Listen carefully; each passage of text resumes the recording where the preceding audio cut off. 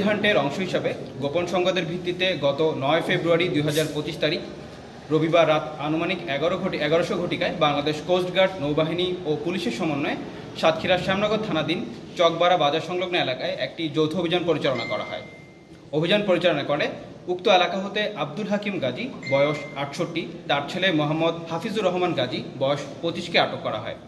আটককৃত ব্যক্তিদের প্রাথমিক জিজ্ঞাসাবাদে প্রাপ্ত তথ্যের ভিত্তিতে চকবাজার বাজার সংলগ্ন নদীতে তাদের কাঠের বোটে একটি বিশেষ কৌশলে লুকায়িত অবস্থায় আমরা একটি অবৈধ দেশীয় একনলা পাইপগান ও 16টি দেশীয় অস্ত্র উদ্ধার করতে সক্ষম হই।